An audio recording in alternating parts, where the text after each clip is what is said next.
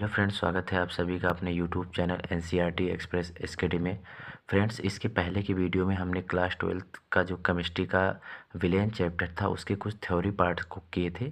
आज हम सभी इस बोर्ड एग्ज़ाम में जितने भी इम्पोर्टेंट क्वेश्चन आ सकते हैं या जितने टाइप के बन सकते हैं उन सभी टाइप को करेंगे। और मैं पूरी गारंटी के साथ कह रहा हूँ, इस टाइप को करने के बाद इस टाइप के अलावा और भी एग्ज़ाम में प्रश्न नहीं आएंगे। तो आइए शुरू करते हैं। जैसे कह रहा है कि 96% H2SO4 W/W का आपेक्षिक घनत्व 1.84 ग्राम प्रति ml है। इस अम्ल की मोलरता और नॉर्मलता तथा मोललता ज्ञात करो। ठीक, तो सबसे पहले एक चीज़ ध्यान देना है आपको। हम इसके पिछले वीडियो में आपको बताए थे कि अगर कहीं 96% लिखा हुआ है और W/W लिखा है तो इसका मतलब है कि ऊपर वाला होता है विलेय का भार। मतलब ये क्या है, विलेय का भार, और नीचे क्या है, विलेन का भार। तो जैसे 96% है, अगर यहाँ से हम परसेंट हटाते हैं तो नीचे क्या लिखते हैं, 100। इसका मतलब विलेय का भार 96 ग्राम दिया है और विलेन का भार कितना दिया है, 100 ग्राम दिया है। बताया था कि डब्लू होगा तो वहाँ पे हम ग्राम लिख।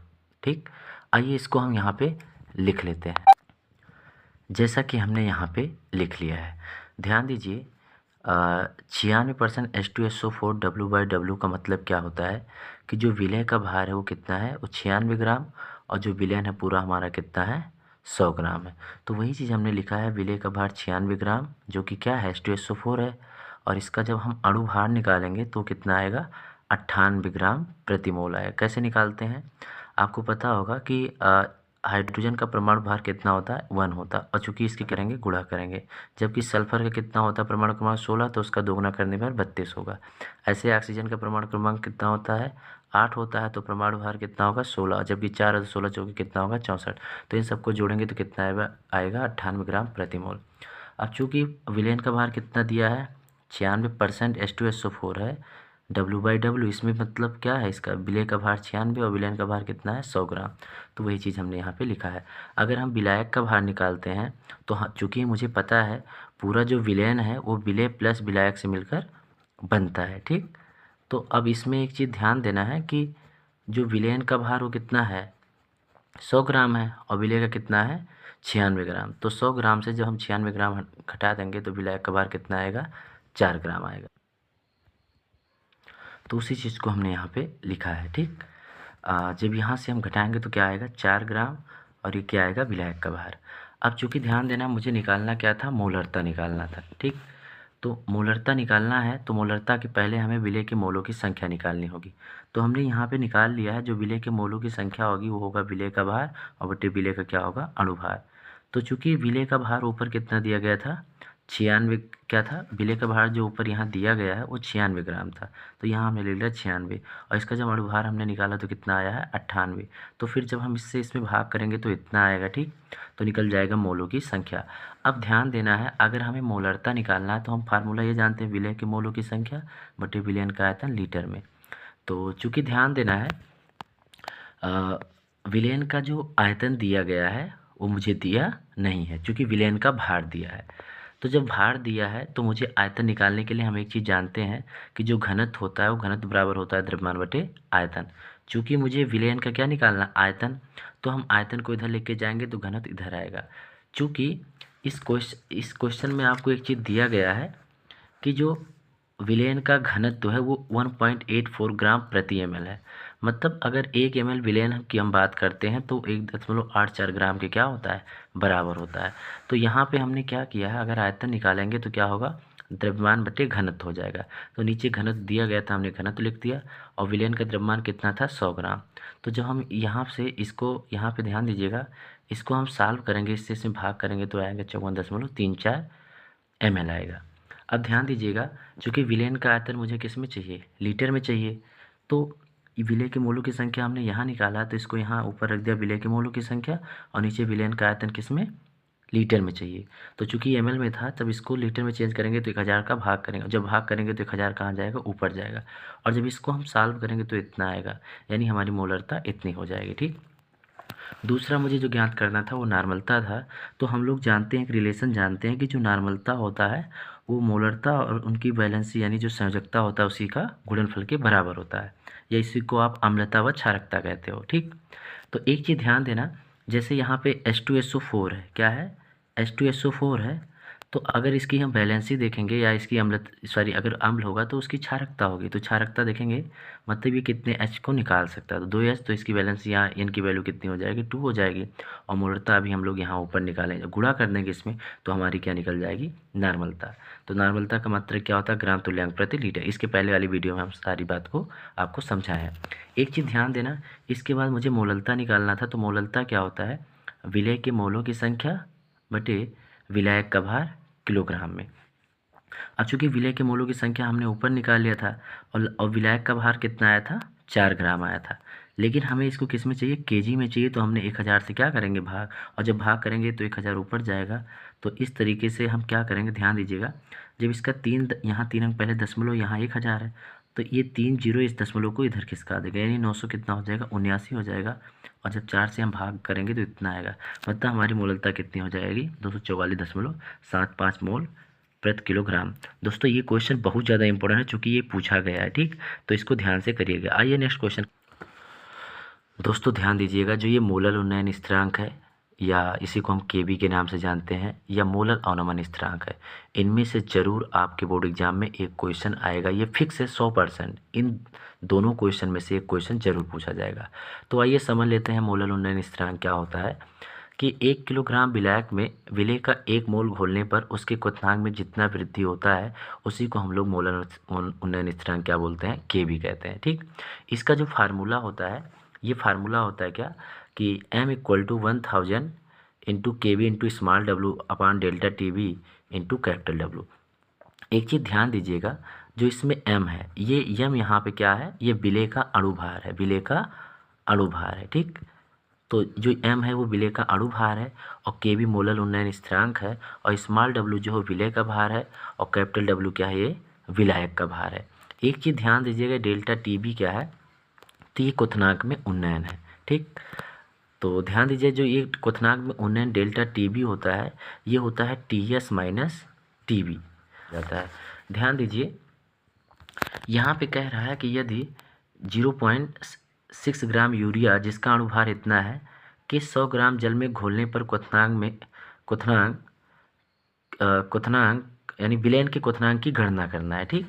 तो यहाँ पे आइए हम लिख लेते हैं, जो चीज़ दिया उसको लिखते हैं। ध्यान दीजिएगा, विलय का भार दिया है कितना है, 0.6 ग्राम, ये क्या है, यूरिया है, और इस विलायक का भार कितना है, किस में घोला गया है, जल में घोला गया, तो जल का अणुभार कितना है, जल का भार कितना है, 100 ग्राम। तो हमें यहाँ पे निकालना क्या है, TS निकालना है।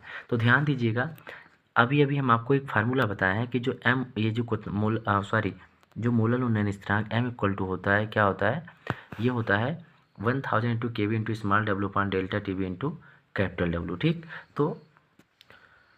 तो यहाँ पे मुझे डेल्टा टी बी निकालना है, और डेल्टा टी बी अभी हम पढ़ें क्या होता है, TS माइनस टी बी, ठीक। तो यहाँ से हम एक काम करते हैं, डेल्टा टी बी को इधर लेके चले जाते हैं, तो डेल्टा टी बी = 1000, ठीक। और के बी कितना दिया है, के बी की वैल्यू ये आपको दिया गया है 0.52 केल्विन किलोग्राम मोल इनवर्स है, ठीक। ये मोलर उन्नयन स्थिरांक दिया गया है आपको, तो यहाँ पे हम लिख देते हैं 0.52, ठीक। और स्मॉल w क्या है, विलेय का भार, विलेय कितना है, 0.6 ग्राम है। नीचे एक चीज़ ध्यान दीजिएगा, यम आएगा तो इधर गुणे में तो ये आएगा, इसके क्या हो जाएगा, बटे में होगा, क्योंकि डेल्टा टी बी इधर जाएगा। और ये यम क्या है, विलेय का अणुभार, विलेय का अणुभार कितना दिया है, 60, तो इसको हम लिखेंगे 60। और यहाँ क्या है, कैपिटल W कितना है, 100 ग्राम है, ठीक।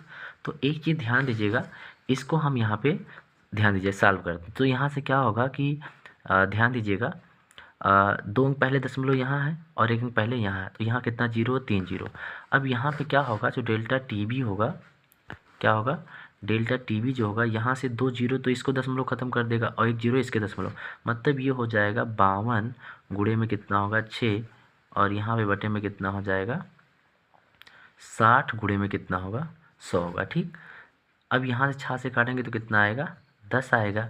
तो डेल्टा टी बी जो हो जाएगा वो कितना हो जाएगा, 52, और यहाँ कितना हो जाएगा, 1000, कितना हो जाएगा, 1000। अब यहाँ से हम क्या करेंगे, डेल्टा टी बी = अगर नीचे 3 0 है तो 0.3 अंक पहले, यानी इसको लिख देंगे, और 3 अंक पहले क्या लगा देंगे, दशमलव लगा देंगे। एक चीज़ ध्यान दीजिएगा, मुझे टी बी नहीं निकालना था, मुझे क्या निकालना, TS। चूँकि डेल्टा टी बी होता क्या है, ये होता है, डेल्टा टी बी क्या होता है, TS माइनस में टी बी, और इक्वल टू कितना, 0.05 2। ठीक, अब चूँकि मुझे TH चाहिए लेकिन TB मुझे पता नहीं है। TB क्या है? TB होने का मतलब है कि जब ये डेल्टा TB का मतलब है कि शुद्ध जल का क्वथनांक, यानी जब इस पात्र में कोई विलेय पदार्थ नहीं मिलाया गया था तब का क्वथनांक है। हम जानते हैं शुद्ध जल का क्वथनांक कितना होता है? 100 डिग्री सेल्सियस होता है। ठीक, मतलब जो जल है वो 100 डिग्री सेल्सियस पे वाष्प बन के क्या होता है? उड़ने लगता है। ठीक, अब चूँकि मुझे एक चीज़ ध्यान देना, यहाँ केल्विन है तो 100 डिग्री सेल्सियस है, इसको हमें केल्विन में चेंज करना होगा। और केल्विन में चेंज करने के लिए हम 273.15 को क्या करते हैं? जोड़ते हैं। तो इसमें 100 में जोड़ेंगे तो ये हो जाएगा 373.15 केल्विन। तो यहाँ से हम क्या करेंगे? TS इक्वल टू यहाँ क्या हो जाएगा? 373.15 केल्विन। तो फिर क्या होगा? इस चीज़ को जब हम उधर लेके जाएंगे तो क्या होगा? ध्यान दीजिएगा, यहाँ क्या है? 0.052, तो ये उधर लेके जाएंगे प्लस में हो जाएगा। तो यहाँ पे तो फिर इसको जब हम लेके जाएंगे तो उधर प्लस हो जाएगा, और जब इसको हम जोड़ेंगे यानी 373.15 प्लस 0.052, तो ये आएगा 373.202 केल्विन। तो ये हमारा क्या हो जाएगा? आंसर। ये क्वेश्चन बहुत ज़्यादा इंपॉर्टेंट है क्योंकि ये क्वेश्चन जरूरी है, फिक्स है। आइए नेक्स्ट क्वेश्चन हम लोग समझते हैं।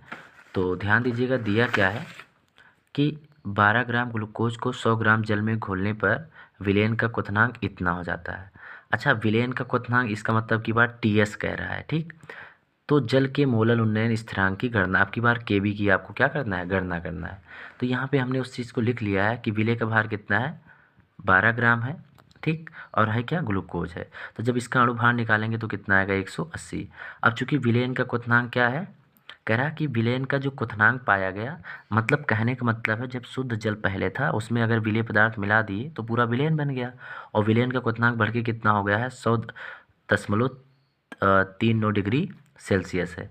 अब एक चीज़ आपको यहाँ ध्यान देना है कि अगर हम डेल्टा TB निकालेंगे, ठीक, क्या निकालेंगे? डेल्टा TB, तो मतलब क्या होगा? विलयन के क्वथनांक में से विलयन का क्वथनांक कितना है? 100.39 डिग्री सेल्सियस, और TB कितना है? यानी शुद्ध जल का क्वथनांक कितना होता है? 100 डिग्री सेल्सियस। अब चूंकि ये डिग्री सेल्सियस में, तो इसको भी हमें डिग्री सेल्सियस में लिखना होगा। तो जब यहाँ से हम इसको माइनस करेंगे तो कितना आएगा? 0.39 डिग्री सेल्सियस। अगर इसको हमें केल्विन में चेंज करना होगा तो हम क्या करेंगे? 273.15 को जोड़ेंगे। ठीक, तो 0.39 में इसको जब हम जोड़ेंगे, तो जब इसको हम जोड़ेंगे 273.15 में 0.39 केल्विन को, तो ये हमारा हो जाएगा 273.54 केल्विन हो जाएगा। ठीक, तो आइए हम यहाँ पे जो मुझे निकालना है KB की गणना करना है, तो फार्मूला तो ये होता है M = 1000 into KB into small w upon delta TB into capital W। तो यहाँ से मुझे निकालना क्या है? KB की वैल्यू निकालना। अब KB निकालना है तो हम इसको इधर भेजेंगे, क्योंकि KB को अकेला करेंगे तो इधर अगर बटे में इधर जाएगा गुणे में हो जाएगा, तो ये क्या होगा? M into delta TB into capital W, और ये बटे में इसके आएगा। ठीक, इसके बटे में आएगा तो 1000 इंटू स्मॉल w बराबर क्या होगा? KB। ध्यान दीजिएगा, अब यहाँ पे क्या किया गया? M जो है क्या है? विलेय का अणुभार है, तो हमने रख दिया। डेल्टा TB कितना आया है? डेल्टा TB कितना आया था? 0.39 डिग्री सेल्सियस। ठीक, लेकिन उसको हमने किस में चेंज कर लिया है? केल्विन में। अगर हम यहाँ 0.39 डिग्री सेल्सियस रख रहे हैं तो उत्तर हमारा किस में आएगा? डिग्री सेल्सियस में। तो बाद में भी हम चल के क्या कर सकते हैं? केल्विन में चेंज कर सकते हैं। तो चलिए बाद में ही कर लेंगे, क्या दिक्कत। और यहाँ इस कैपिटल W कितना है? 100 ग्राम। तो जब यहाँ नीचे कितना है? यहाँ 1 था, ये स्मॉल w कितना है? 12 ग्राम। ठीक, तो जब इसको हम यहाँ पे सॉल्व करेंगे तो एक चीज़ ध्यान दीजिएगा कि ये 2 जीरो इसके दशमलव को ख़त्म कर देगा। ठीक, तो 1 जीरो से यहाँ ये क्या हो जाएगा? कैंसिल, और 6 दूनी 12, 6 त्रिक कितना हो जाएगा? 18, तो ये हो जाएगा 3, और 2 जीरो इसको ख़त्म कर देगा, 39 हो जाएगा, और यहाँ कितना हो जाएगा? ये हो जाएगा 100, और बटे गुणे में कितना हो जाएगा? 2। ठीक, तो एक चीज़ ध्यान देना, कभी भी जीरो वगैरह बचे तो उसको आप काटिए नहीं। ठीक, इसको देखो, अगर मैं इसको काटूंगा तो कितना आएगा? 1.5 आएगा। ठीक, तो KB बराबर ये हो जाएगा ठीक 15 8 120, 15 9 135, 135 से कितना होगा? 5, हासिल कितना होगा? 13, 15 3 45, और 45 10 55 होगा, 55 3 कितना होगा? 58 होगा। ठीक, अब यहाँ जो कि एक अंक पहले दशमलव था तो एक अंक पहले हमने लगा दिया दशमलव, लेकिन ध्यान दीजिएगा अब नीचे कितना है? 2 जीरो, 2 जीरो मतलब दशमलव 2 अंक इधर खिसकेगा, तो KB बराबर हो जाएगा 0.585। ठीक, ये क्या हो जाएगा? Degree Celsius. तो इस तरीके से ये हमारा क्या हो जाएगा आंसर। अगर आपको केल्विन में चेंज करना है तो ये डिग्री सेल्सियस में, तो इसको में हम क्या करेंगे 273 जोड़ देंगे, ठीक। तो ये आपका क्या हो जाएगा आंसर। अगर आप केल्विन में चाहोगे तो केल्विन में चेंज कर लेना। आइए नेक्स्ट क्वेश्चन समझते हैं। मैंने पहले ही कहा मोलल उन्नयन स्थिरांक या मोलल अवनमन स्थिरांक, दोनों में से कोई एक क्वेश्चन जरूर पूछा जाएगा। तो आइए मोलल अवनमन स्थिरांक किसे कहते हैं इसको भी समझ लेते हैं।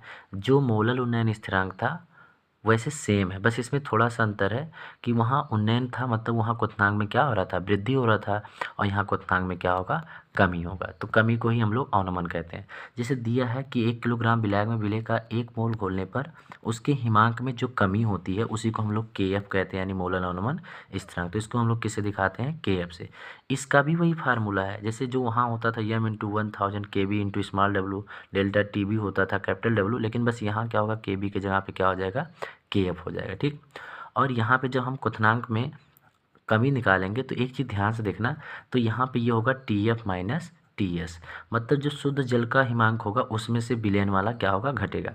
जबकि जबकि उसमें क्या था, डेल्टा TB जब हम लोग निकाल रहे थे तो वहाँ TS माइनस क्या था, TB था, ठीक। लेकिन यहाँ क्या होगा, शुद्ध जल के हिमांक में से हम क्या करेंगे, विलयन का हिमांक घटाएंगे तो क्या निकलेगा, डेल्टा TF। आइए इस पे भी एक क्वेश्चन करते हैं। जैसे यहाँ पे ध्यान दीजिएगा, क्वेश्चन पूछा गया है, कह रहा है कि एक वैद्युत आनवघट्ट के 1 ग्राम को 50 ग्राम बेंजीन में घोलने पर, यानी विलेय इतना है और किसमें घोला गया है, 50 ग्राम बेंजीन में, उसके हिमांक में जो कमी हुआ है, ठीक, कह रहा है इतनी कमी हो जाती है। और कमी को ही हम लोग क्या दिखाते हैं, डेल्टा TF, मतलब डेल्टा TF की वैल्यू आपको दिया गया है, ठीक। तो कह रहा है विलेय के मोलर द्रव्यमान की गणना, यानी यम आपको क्या करना है, निकालना है। तो उसी चीज़ को हमने यहाँ पे लिख लिया है कि जो विलेय का भार दिया है वो कितना है, 1 ग्राम है। अच्छा, विलायक क्या है जिसमें घोला गया वो 50 ग्राम बेंजीन है, तो यहाँ पे हमने लिख लिया विलायक का भार 50 ग्राम बेंजीन है। और चूंकि डेल्टा TF दिया कितना, 0.40 केल्विन दिया है। हमसे पूछ रहा है विलेय का मोलर द्रव्यमान, यानी यम की वैल्यू पूछ रहा है। तो फार्मूला तो सेम ही होता है। तो यहाँ पे हमने क्या किया, उस फार्मूला को यहाँ पे लिख लिया है। ध्यान दीजिएगा कि m = क्या है, 1000 KF × स्मॉल w पान डेल्टा TF × कैपिटल W है। अब एक चीज़ ध्यान दीजिएगा, मुझे m निकालना है तो 1000, अच्छा KF कितना दिया है, KF की वैल्यू आपको यहाँ पे दी गई है, ठीक। तो इस चीज़ को हमने यहाँ पे रख लिया, KF आपको दिया जाएगा या आपको KF निकालना रहेगा, ठीक। निकालना रहेगा तो इसमें से 4 चीज़ों में से मतलब आपको हर चीज़ दिया जाएगा, फिर एक चीज़ निकालना रहेगा। तो और यहाँ स्मॉल w कितना है, 1 ग्राम था तो 1 लिख दिए, नीचे इसमें कमी कितने की हो रही थी, 0.40, और कैपिटल W कितना था, 50 ग्राम बेंजीन था। तो ध्यान दीजिएगा, अगर इसको हम सॉल्व करते हैं तो यहाँ से क्या होगा, ये 2 जीरो इस दशमलव को ख़त्म कर देगा, यहाँ एक 10 बचेगा, और ये कितना कर देगा, 512। और नीचे क्या होगा, ये 1 जीरो, ध्यान दीजिएगा, हाँ अभी 1 जीरो इसको क्या कर देगा ख़त्म, तो ये 4 हो जाएगा, और यहाँ इसके बाद दशमलव का कोई मतलब नहीं रह जाता। यहाँ 5 हो जाएगा, 5 2 जा कितना हो जाएगा, 10 हो जाएगा, 2 से काटेंगे कितना हो जाएगा, 2 हो जाएगा। और जब इसको हम काटेंगे कितना आएगा, 2 दूनी 4, और 1 2 पंचे 10, 2 छक 12, यानी यम जो हमारा हो जाएगा 256 ग्राम प्रति मोल। तो ये हमारा क्या हो जाएगा, आंसर हो जाएगा, ठीक। जरूर दोस्तों, मोलर उन्नयन स्थिरांक या मोलर अवनमन स्थिरांक पक्का है, एक क्वेश्चन क्या यहाँ से फिक्स है। आइए अब हम राउल्ट के नियम पे क्वेश्चन कर लेते हैं, ठीक। राउल्ट के नियम पे भी कभी कभी क्वेश्चन पूछ लिया जाता है, ठीक। तो जो राउल्ट का नियम था वो 2 नियम था, एक क्या था, द्रव द्रव विलयन के लिए था, और एक क्या था, अवाष्पशील विलय के लिए था, ठीक। तो द्रव द्रव विलयन के लिए इनका नियम क्या था, ध्यान दीजिए, इनका नियम कहता है किसी निश्चित ताप पर द्रव द्रव विलयन में किसी घटक का वाष्प दाब उसी घटक के मूल अंश के क्या होता है, समानुपाती होता है। इसका मतलब क्या है, जैसे मान लीजिए कि एक पात्र है और इसमें 2 द्रव मिलाए जाते हैं, विलयन किसका बना है, 2 द्रवों का। जैसे मान लीजिए एक द्रव A है और एक द्रव क्या है, V है।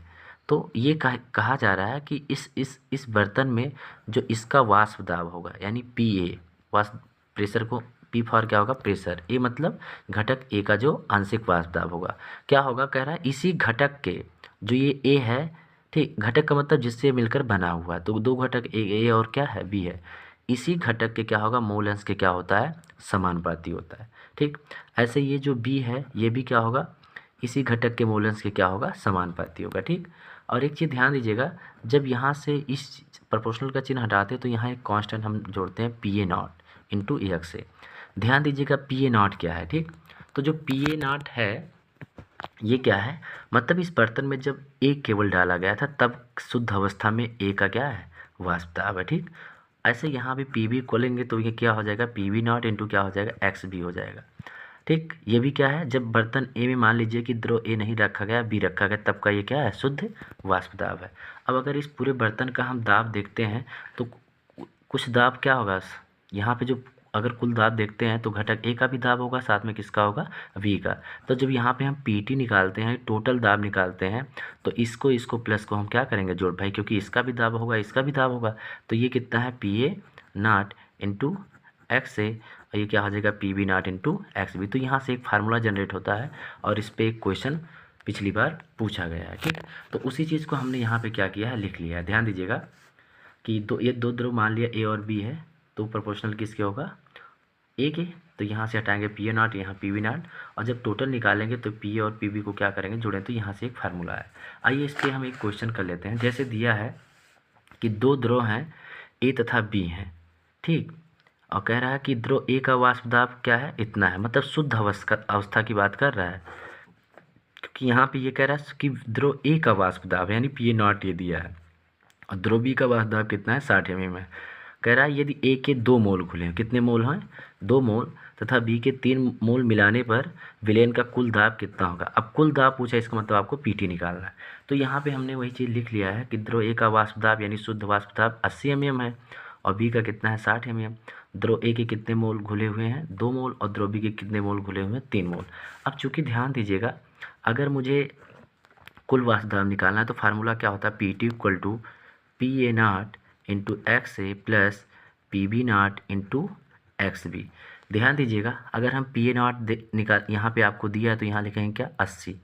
अब चूँकि ध्यान दीजिएगा, घटक ए के मुझे क्या निकालना है, घटक ए के मुझे मोल अंश चाहिए। तो जिसका मोल अंश अगर हमें निकालना था, अभी हम पीछे समझे हैं कि अगर किसी घटक का मोल अंश चाहिए तो सबसे पहले उस घटक के यानी विलेन के मोलों की संख्या है। ठीक, मतलब जो घटक ए और बी हैं उनके मोलों की संख्या, और जिसका निकालना उसके मोलों की संख्या को हम ऊपर करते हैं। ठीक, यही तो करते हैं। तो ध्यान दीजिएगा, अगर हम घटक ए के मोल अंश निकालते हैं तो पूरे विलेन की मोलों की संख्या। अब पूरे विलेन में जैसे घटक ए के 2 मोल हैं और बी के कितने मोल हैं, 3। तो जब 2 और 3 को जोड़ेंगे तो ये क्या निकल जाए, पूरे विलेन के मोल क्या निकल जाए, मोलों की संख्या। और घटक ए कितने मोल हैं, 2 मोल, तो यहाँ ऊपर क्या लिखेंगे, 2, प्लस पी बी कितना दिया है, 60 mm है। एक्स बी क्या है, पूरे विलेन के मोलों की संख्या, ये भी 5 है, और घटक बी के कितने मोल है, 3। तो यहाँ से 5 से काटेंगे कितना होगा, 16 पंचे 80, और यहाँ से काटेंगे 12 पंचे कितना होगा, 60। तो जोड़ेंगे तो 16 दूनी कितने हो जाएगा, 32, और 12 तियाँ कितना हो जाएगा, 36। तो जब हम इन सभी को जोड़ेंगे तो 6 और 2 कितना हो जाएगा, 8, 3 3 कितना हो जाएगा, 60, 6 हो जाएगा। ठीक, तो ये हमारा आंसर कितना हो जाएगा, 68 mm। ये हमारा आंसर हो जाए, ये क्वेश्चन पूछा गया है। आइए राउल्ट नियम पे इनका दूसरा नियम समझते हैं, जो वाष्प दाब का अपेक्षिक अवनमन का नियम है। ये कहता है कि जब किसी अवाष्पशील विलेय को, यानी कोई ऐसा पदार्थ घोलते हैं जो वाष्पित ना हो, को विलायक में घोला जाता है, तो विलायक के वाष्प दाब में जो होने वाला आपेक्षिक अवनमन है, ठीक, वो विलेय के मूल प्रभाव के क्या होता है, बराबर होता है। ठीक, तो ध्यान दीजिएगा, तो यहाँ पे ये क्या है, ये आपेक्षिक अवनमन है, ये जिसमें पी ए नॉट क्या है, शुद्ध अवस्था में घटक ए का वाष्प दाब, और पी एस क्या है, पूरे विलेन का वाष्प दाब। और उसमें जब शुद्ध अवस्था के वाष्प यानी पी ए नॉट से हम भाग कर देते हैं तो पी ए वाष्प दाब का अपेक्षिक अवनमन हो जाता है। ये यक्स क्या है, मूल प्रभाजक क्या है, घटक बी के, तो इसी के क्या होता है, बराबर। अब जब इसको हम यहाँ से फार्मूला ड्राइव करते हैं तो ध्यान दीजिएगा, फार्मूला आप याद करना, इसी पे क्वेश्चन आएगा। तो ये ध्यान दीजिएगा, W B into M A upon क्या होगा, W A into M B. मतलब अगर यहाँ डब्ल्यू बी है तो यहाँ एम ए होगा, अगर डब्ल्यू ए है तो इसका एम वी होगा। ठीक, वही हम एक ही ध्यान दीजिएगा, जहाँ डब्ल्यू ए क्या है, हम बार बार आपको बताएं कि कहीं अगर हम ए लिखते हैं तो उसका मतलब विलायक समझना, ये विलायक का भार है, और डब्ल्यू बी क्या है, विलेय का भार है। अगर ए आया तो विलायक और यम आया तो अणुभार यानी विलायक का अणुभार, तो यम भी क्या है, विलेय का अणुभार है। आइए इस पर एक क्वेश्चन कर लेते हैं। ये भी क्वेश्चन पूछा गया, जैसे कह रहा है किसी ताप पर शुद्ध विलायक का वाष्प दाब। अब शुद्ध नाम लिया, इसका मतलब क्या दिया है, विलायक है तो पी ए नॉट दिया है, इतना है। ठीक, और 0.5 ग्राम अवाष्पशील विद्युत अनवघट ठोस को 39 ग्राम विलायक जिसका अणुभार ये है इसमें घोला गया है। मतलब 0.5 ग्राम को घोला गया है, तो इसका मतलब विलेय का भार कितना दिया है, 0.5 ग्राम। ठीक, और ठोस को किस में घोला गया, 39 ग्राम विलायक, तो विलायक का भार कितना दिया है, 39 ग्राम है, और इसका विलायक का अणुभार भी कितना दिया गया है, 78 ग्राम।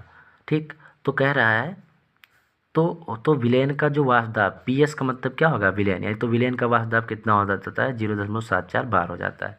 तो मुझसे पूछ रहा है जो विलेय पदार्थ है उसका अणुभार क्या होगा।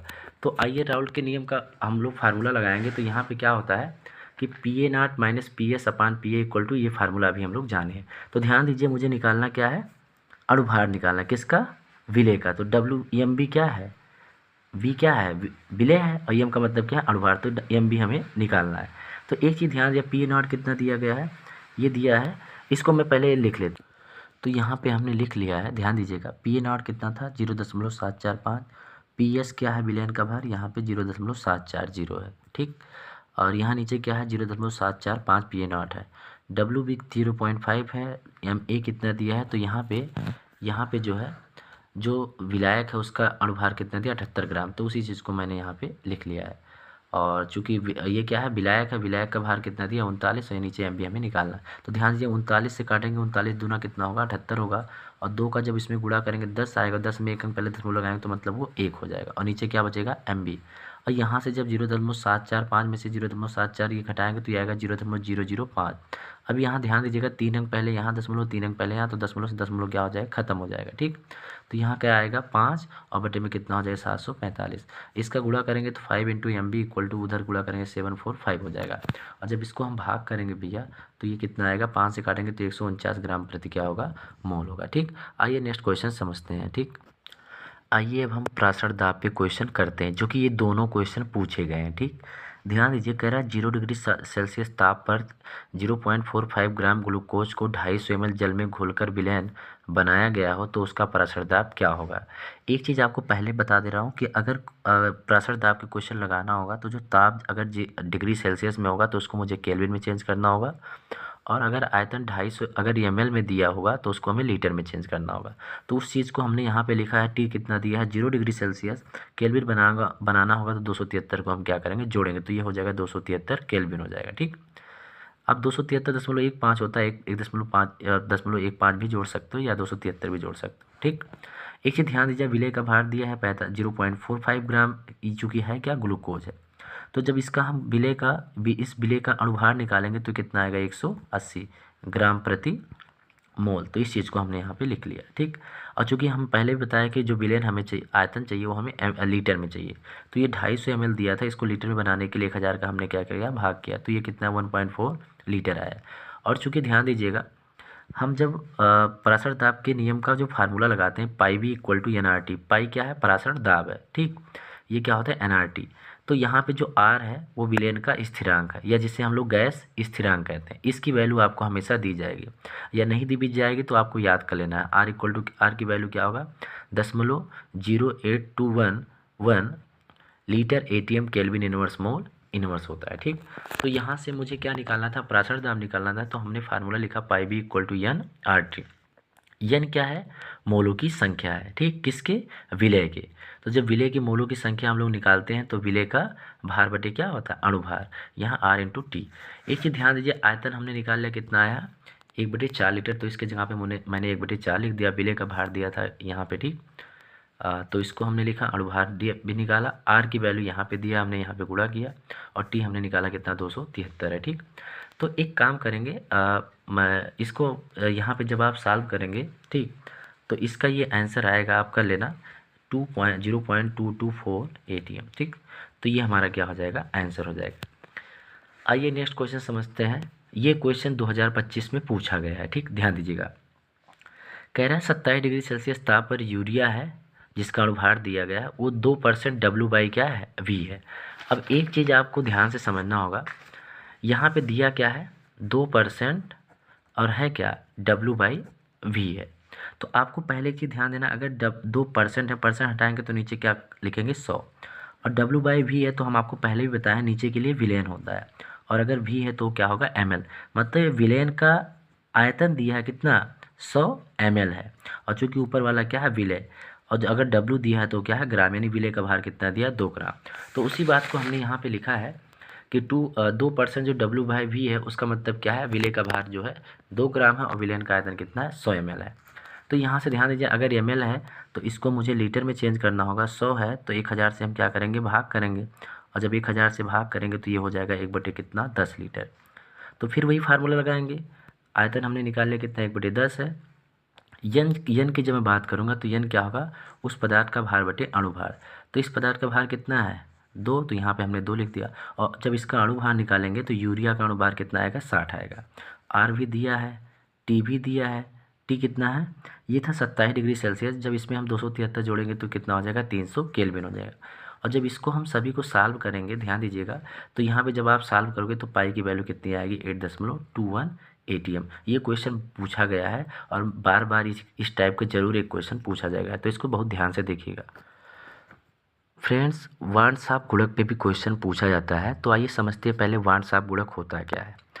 तो वार्ड साफ गुणक ये होता है कि ये इसमें कणों की हम संख्या निकालते हैं, इसको आई से दिखाते हैं। ये होता है, ध्यान दीजिएगा कि कोई भी अगर यौगिक है या संगुणन के बाद कणों की संख्या और वियोजन या संगुणन के पूर्व कणों की संख्या का जो अनुपात होता है उसी को हम लोग वांठा गुणक कहते हैं। इसका मतलब क्या है, आइए पहले हम आपको समझाते हैं। एक चीज़ ध्यान दीजिए, जैसे मान लीजिए यहाँ पे हमने लिखा है क्वेश्चन कि NaCl का अगर हमें वांठा गुणक निकालना होगा, तो एक चीज़ ध्यान दीजिएगा, जब NaCl को हम जल में घोलेंगे, ठीक, तो ये क्या होगा, ये होगा Na+ में टूटेगा और Cl- में टूटेगा। ठीक, तो अगर मान लीजिए मुझे इसका वांठा गुणक निकालना है यानी आई की वैल्यू, तो हम क्या लिखें, यहाँ फार्मूला क्या है, वियोजन या संगुणन के बाद कणों की संख्या। ठीक, अगर इसका वांठा गुणक निकालना होगा तो क्या होगा, आई निकालना होगा, तो यहाँ पे फार्मूला क्या था, वियोजन या संगुणन के बाद कणों की संख्या और बटे वियोजन या संगुणन के पूर्व कणों की संख्या। इसका मतलब इसके वियोजित होने के बाद कितने कण बन रहे हैं, तो जैसे Na का 1 है और Cl का भी 1 कण है। ठीक, तो कुल कितने कण है, 2, तो इसको हम क्या लिखेंगे, ऊपर 2।